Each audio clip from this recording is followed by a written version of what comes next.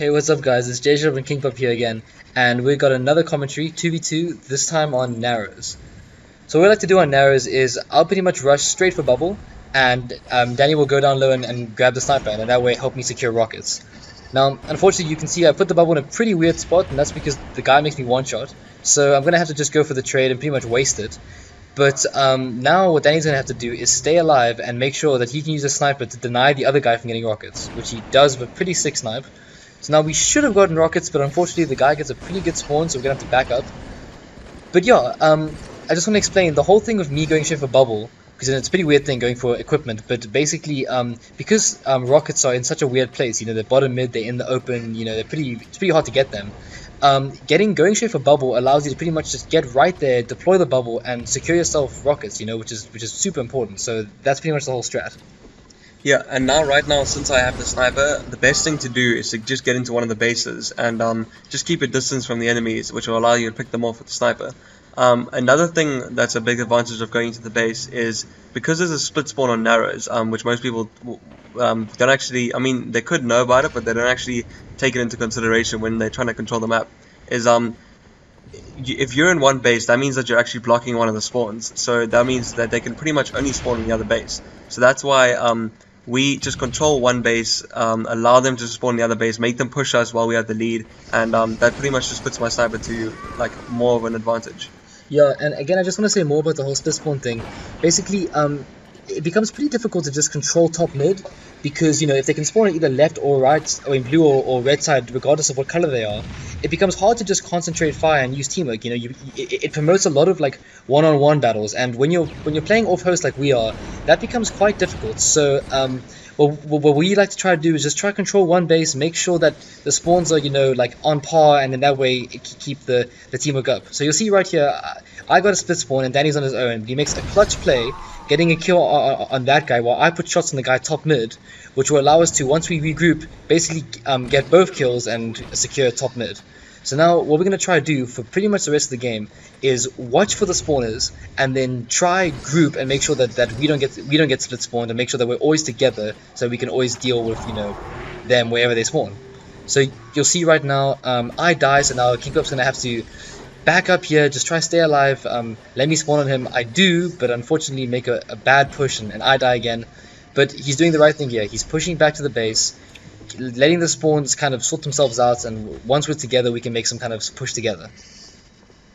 So now the whole point of narrows is basically once you are top mid and you have control, right, and you get some kind of split spawn, like the enemy, one guy spawns blue and one guy spawns red. Basically what you're going to want to do is make sure that instead of just staying in the middle and just blatantly, you know, saying, okay, let's hold this position and, you know, take them both on, just decide, okay, let's go for the guy in blue and both push him, and in that way run away from the guy shooting you in the back, and, you know, get the 2-on-1 situation and win. And that's pretty much the way to do it. So right now, you see, here's a perfect example of another split spawn situation, right? We killed them at blue, so we know they're going to spawn at red. Danny's waiting right here at red, gets a good sneaky rush on them, and once again allows us to, you know, take advantage of the whole split spawn scenario. Yeah, so now right now we do manage to just get the trade to just keep our lead ticking, and we do know that the rockets are coming up pretty soon, so we're just going to stick around top mid so we can grab those when they come up. I do pick up the bubble so I can set up for when the rockets come up. J-Shot calls out that the guy's one shot. I managed to clean him up. So right now, I'm just trying to, you know, J-Shot's most likely going to spawn red since they're both on blue side. And we're just going to keep control of that top mid area so we can get control of the power weapons once they spawn. And you'll see, once again, you can see I spawned red, but that guy also spawned red. So again, another split spawn. Danny makes the right move here, pushes back. Instead of challenging his guy, you know, regroups with me, maybe go another regroup, get a nice trade right there. And you see, like, that's the way to play it. Don't like push the guy you see and, you know, go for the out BR, or, you know, like go for the one-on-one battle. Rather just group up with your teammates and push them head on. You know, I mean, right there we did lose. You know, we didn't get the rockets, but at least we're consistently trading off and sticking together, and in that way maintaining the lead. Yeah, and right there they actually made a really big play by just deciding to focus on J-Shot. They both just double teamed him when we got the split spawn, and that allowed them to get a free kill. But right now we have the right to chill back since we have the lead. they do have power weapons. They have the rockets and the sniper, but we can just sit back here and force them to come to us. We can, we will get the sniper spawn pretty soon, as well as the overshield spawn. So we can just allow them to come to us. There's no reason to push, and yeah. Well, yeah. Well, I just want to explain more about that. If I was to give you advice into how to play Narrows, I would say that if you're playing off host like me and King Pop are right now, then definitely do what we're doing. Play it passive, let them come to us, group together, all that kind of stuff. But at the same time, if you have host on Narrows, I would advise the exact opposite. I would advise you to get in their face, get aggressive, don't give them the chance to get distance from you, don't give them the chance to get into attic with the sniper, all those kind of things. Get in their face and just, completely deny them. So what we're actually doing right here, the way we're playing, grouping together, staying in bases, that kind of stuff, is we're actually trying to, that was a 6 snipe, we're actually trying to disallow them from abusing their host and keep distance from them and maintain teamwork. So yeah, that's basically how I would advise playing Narrows. And you can see once again, I've got the sniper. King Pop's just gonna stay around here, protect me. We're gonna try to do work on this side of the map, and in that way keep distance, keep the lead, and hopefully just trade for the rest of the game. Yeah, so now, right now the rockets aren't coming up for a while, so pretty much all we can do now is just take advantage of the sniper that we have. I can just protect J-Sharp. We do still have the lead, so they have to come to us right now. If they do push up to top mid, J-Sharp can pick them off with the sniper. If they do decide to sneak up on us, I can pick them off with the mauler. So it's pretty much just a perfect setup for us right now. Yeah, and again, like we're saying, playing it passive, not letting them abuse their host too much, just making sure that we can trade off kills and keep it going. I think that we do stay here for a bit too long, so they do end up getting rockets, which is a mistake, and just want to point that out. It's good to chill on your side of the map and keep these strats, but you have to move around as well. You can't like even off host, like you see right there, I just got killed by a rocket, so you actually have to. We made a mistake of being too passive there, which is unfortunate, but it's fine. I get the split spawn, and now what Danny's going to do quite cleverly is he's going to stay alive here, make sure that he doesn't die, so that I can get right up into this area, and then once we're together we can do some kind of double team and take advantage of a bad situation. So you can see right there, Danny basically does some kind of bait and switch. He backs up, I bring the power drain, and there you go. Clever play. He stays alive, we regroup, and then we eventually get the kill, as opposed to him challenging and possibly dying, and then maybe I'll die, and then that's how it goes. Yeah. And right now, I do try and kill this guy that lifted over, but he does have the rocket, so he gets a pretty nice kill on me there.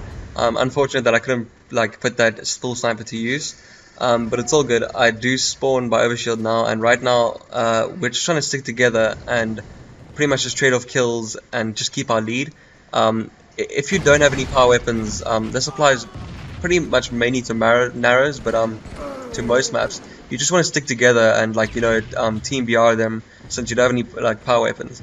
Right now we're on a split spawn and they're both in the middle of the map, so we're just trying to sort of both just stay alive since we're not together right now. But there is a chance for us to double team them, like for me to push this guy right here. I do put some shots in this guy. J-Sharp does manage he keeps him weak, and I get a nice angle from top mid, finish him off. J-Sharp gets a nade inside that bubble and kills that guy. So right now J-Sharp gets a sniper, he has control of the base with the sniper, he can make some plays from there, and all I can do is just protect him, which is exactly my role right now.